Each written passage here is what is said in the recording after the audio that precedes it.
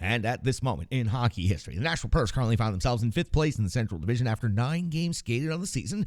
They have a record of 4-5. 8 points has them 4 points behind first place Colorado, but 8 points has them only 2 points ahead of 8th place Chicago. Let's run down the division before we get into the next Nashville Predators matchup, which will be in Seattle against the Seattle Kraken. The Colorado Avalanche, I mentioned, are in first place in the Central Division. They have 8 games played, a record of 6-2, and 12 points on the season. Dallas Stars are in second place. They've skated in 7 games, a record of 5-1-1. They have 11 points, 1 point behind first place. Winnipeg has a record of 4-3-2. They have 10 points, 2 points behind first place Colorado. And then you'll find a grouping with 8. The Arizona Coyotes have 8 points. The Nashville Predators have 8 points. And the Minnesota Wild all have 8 points. St. Louis has 7 points, and they are in 7th place. And Chicago has 6 points, and they are in 8th place. But again, only 2 points behind the Nashville Predators at this point in the season. The only teams that have skated in 9 total games in division at this point are Winnipeg, Nashville, Minnesota, and Chicago. Everybody else is at 8-7. Now for the Nashville Predators on the road, which is where their next game will take place, as they're in the middle of their CMA road trip. They have a record of 1-3. They have scored 25 goals in the season. They've given up 26 goals against. Once the Preds wrap up this game in Seattle, 3 more games to go on this road trip. Saturday in Edmonton, Tuesday in Calgary, Thursday in Winnipeg, before returning back home to Bridgestone Arena on November the 11th versus the Arizona Coyotes. And then after that, November the 14th, again at home versus the Anaheim Ducks. This is the second of 3 regular season meetings between the Nashville Predators and the Seattle Kraken. So let's go back and talk about the previous matchup.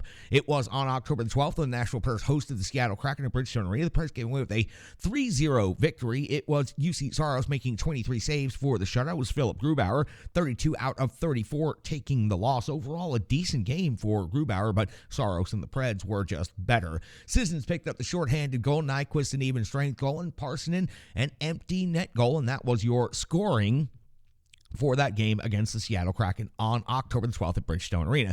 They will play one more time, and the Preds will go to Seattle again. It won't happen until March the 16th, so this will be the first of 2 trips to Seattle for the Nashville Predators this season. For the Seattle Kraken, overall on the season, they are 3-5-2. They have 8 points. That's good for 5th in the Pacific Division. On home ice, 1-2 at this point in the season. They've scored 24 goals, but given up 34 goals against. That's a goal differential of -10, and that is considerably high already for this early part of the season. Let's take a look at their most recent stretch of hockey. Let's go back and talk about the past 5 games.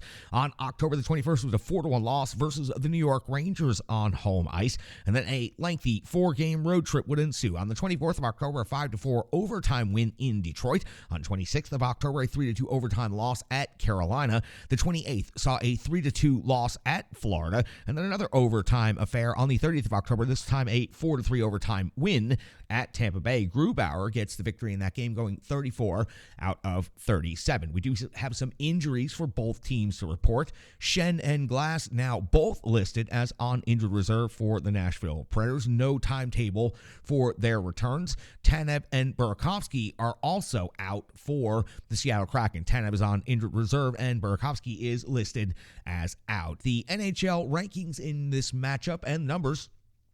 Goals for the Nashville Predators, 2.78 per game, is 22nd overall in the NHL. The goals for the Seattle Kraken, 2.40 per game, is 27th overall in the NHL. When it comes to goals against the Nashville Predators, 2.89 is 11th best in the NHL. So listen to that real quick. 2.78 goals for, 2.89 goals against. That is a razor-thin margin of error in there between those two numbers. Goals against for the Seattle Kraken, 3.30 per game. That is a very high number, 23rd overall in the NHL. In the shots for category, the Preds are 19th, generating 30.9 shots per game, while Seattle is generating 32 shots on net per game. That's 13th best overall in the league. In the shots against category, the Preds impressive right here, only giving up 28.8 shots per game, and that is 7th best in the NHL, while the Seattle Kraken are giving up 32.5 shots per game. That is 24th in the league. When it comes to the special teams, the Nashville Predators power play had looked good as of late, but dropped a little bit after their most recent game. 21.1% conversion rate,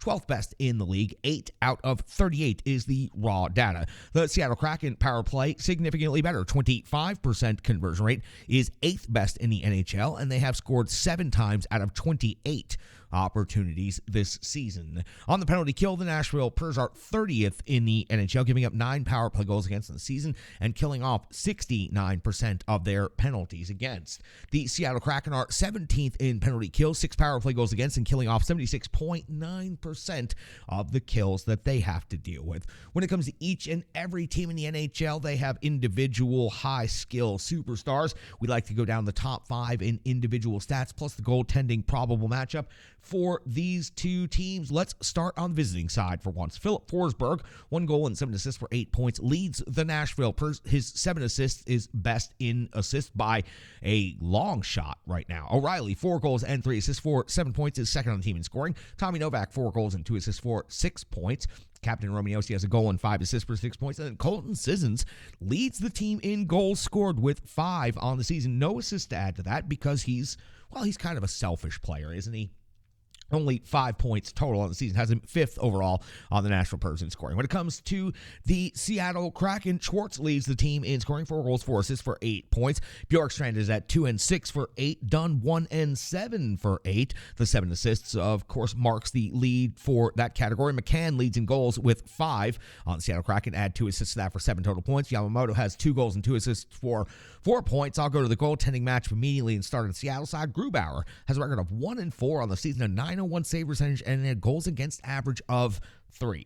UC Saros expected to get the next start after Lankinen got the previous start. He's 4 and 4 on the season, a .915 save percentage, a 2.49 goals against average, and his 1 shutout comes against this Seattle Kraken team back on October the 12th at Bridgestone Arena when he made 23 saves. The team in front of him played incredible in that game. The workload was very light and made it a lot easier for UC Saros to attain that individual achievement of a shutout for the netminder. So that has you all set up for the Nashville Pers at Seattle Kraken. It's game 2 of 5 on the CMA road trip.